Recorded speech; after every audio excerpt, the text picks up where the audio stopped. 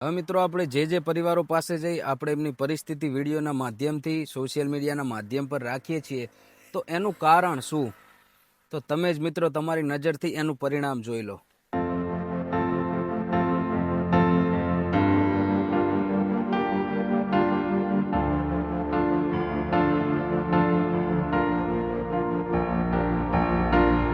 અમે 2 દિવસ પહેલા જે વિડીયો કંચનપુરાનો મૂક્યો હતો આ બાળકોને કરિયાણું કીટ આપવા ત્યારે અને તમે એ વિડીયોને બહુ શેર કર્યો ત્યારે તમે જોઈ જ રહ્યા છો એનું પરિણામ. અત્યારે તમે એનું પરિણામ જોઈ રહ્યા છો. આ બાળકો માટે અત્યારે અમદાવાદથી અમારા એક ભાઈ પરિવારમાંથી ફોન આવ્યો કે જયદીપભાઈ તમે ત્યાં કંચનપુરા ગામે જાઓ અને આ બાળકોને જે જરૂર હોય તે આપો, એમને ભણવાની બેગ, એમના માટે પેન્સિલ, કંપાસ, બીજું ખાવાનું નાસ્તો જે જરૂર હોય બાળકોને પૂરું પાડો. એટલે તમારો બધાનો ખૂબ ખૂબ આભાર અને દાતાશ્રીનો પણ દિલથી ખૂબ ખૂબ આભાર માનીએ છીએ અમે.